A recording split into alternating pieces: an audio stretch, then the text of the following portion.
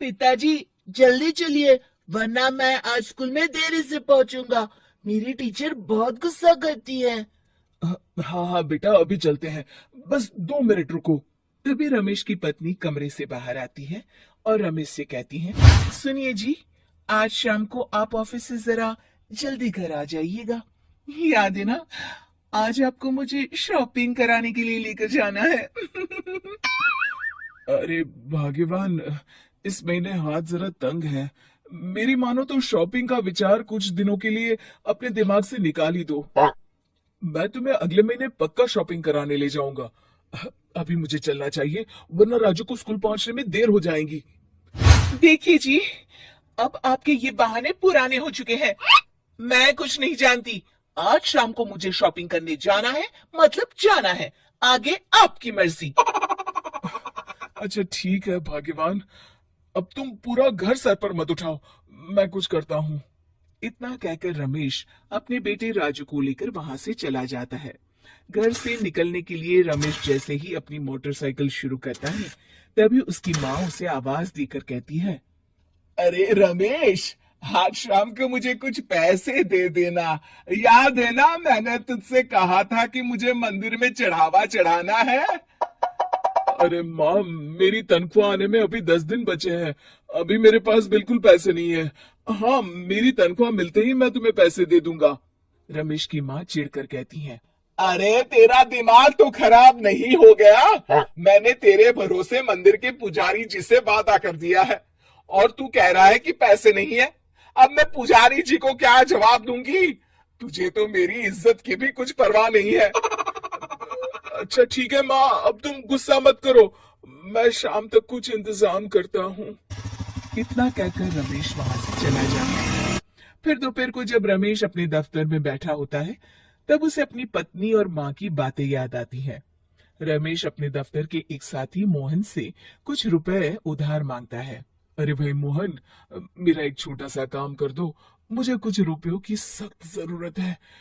मुझे कुछ दिनों के लिए क्या तुम रुपए उधार दे सकते हो? अरे रमेश भाई, मैं तुम्हें पैसे उधार तो दे सकता हूँ, लेकिन मुझे वक्त पर पैसे लौटा देना। वैसे भी मेरा मानना है कि दोस्ती यारी में कभी पैसों का व्यवहार नहीं करना चाहिए।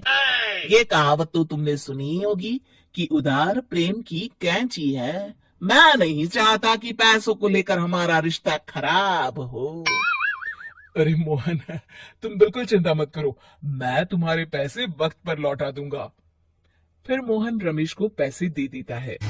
शाम को घर आकर रमेश कुछ पैसे अपनी माँ को देता है और साथ ही अपनी पत्नी को भी शॉपिंग कराने बाजार लेकर जाता है। रमेश की पत्नी और उसकी माँ का स्वभाव जरूरत से ज्यादा खर्चीला होने के कारण दोनों हमेशा बेवजह पैसे खर्च करती हैं। फिर एक दिन, सुनिए जी, अगले हफ्ते हमने छुट्टियों में कहीं बाहर जाने का प्लान बनाया था। आपने पैसों का इंतजाम कर लिया ना? अरे अभी कहाँ, अभी तो मेरे पास बिल्कुल पैसे नहीं है। हम कभी और चले जाएंगे।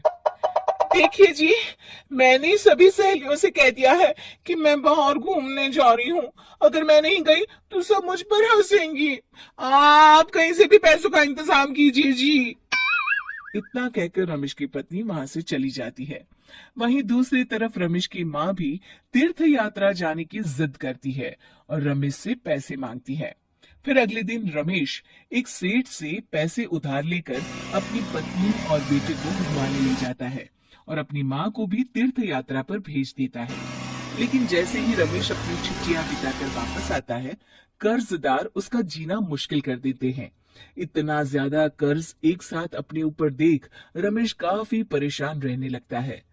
फिर एक दिन राजू की स्कूल की फीस वक्त पर न भर पाने के कारण रमेश को स्कूल में बुलाया जाता है। स्कूल के प्रिंसिपल साहब रमेश को सख्त हिदायत देते हैं कि अगर वक्त पर स्कूल की फीस नहीं भरी गई तो उनके बेटे का नाम स्कूल से काट दिया जाएगा। अपने बेटे की स्कूल की फीस भरने के लिए रमेश अपने दोस्त गिरधारी से कुछ पैसे उधार ले लेता है और स्कूल की फीस भर देता है। रमेश की माँ और उसकी पत्नी खर्चे और घर की जिम्मेदारी संभालते संभालते धीरे धीरे रमेश पूरी तरह कर्ज में डूब जाता है और तभी एक दिन दफ्तर में काम करते समय रमेश की तबीयत अचानक बिगड़ जाती है और वो बेहोश होकर गिर पड़ता है। उसे जल्दी से पास के एक अस्पताल में भर्ती कराया जाता है। रमेश के घर वालों को ये बात पता चल जाती है तो वे सभी अस्पताल पहुंचते हैं। अस्पताल के डॉक्टर साहब उन्हें बताते हैं, देखिए, देर रात तक जागने और जरूरत से ज्यादा काम करने की वजह से इन्हें चक्कर आ गया था। बेहतर यही होगा कि इन्हें कुछ दिनों के लिए पूरी तरह आराम करने दिया जाए। रमेश की हालत देखकर उसके बेटे राजू को बहुत गुस्सा आता है और वो अपनी दादी और माँ से कहता है, माँ, दादी, मैं इतना छोटा हूँ, फिर भी मैं इतना समझता हूँ कि पिताजी दिन रात दफ्तर में काम करके पैसे कमाते हैं। पिताजी अकेला पूरा घर संभालते हैं और आप दोनों अपने फिजूल के खर्चों के लिए उन पर दबाव डालते रहते हैं। आज पिताजी की हालत के जिम्मेदार तो आप दोनों हैं। राजू की समझदारी भरी बातें सुनकर रमेश की माँ और पत्नी को अपनी गलती का एहसास होता है और दोनों की आंखों में आंसू आ जाते हैं। फिर कुछ दिनों के बाद रमेश की तबीयत एकदम अच्छी हो जाती है और वो पहले की तरह अपने काम पर जाने लगता है। रमेश की माँ और पत्नी अब उसे किसी प्रकार की कोई तकलीफ नहीं देते और ना ही उससे किसी चीज की मांग करते हैं। फिर देखते ही देखते रमेश अपने कर्ज के सारे पैसे चुका देता है। उसकी जिंदगी पहले की तरह अच्छी हो जाती है और वो अपने परिवार के साथ खुशी खुशी रहने लगता है। शिक्षा, हमारे रिश्ते एक तराजू की तरह होते हैं जिसकी दोनों ओर जिम्मेदारी और समझदारी का वजन बराबर होना चाहिए।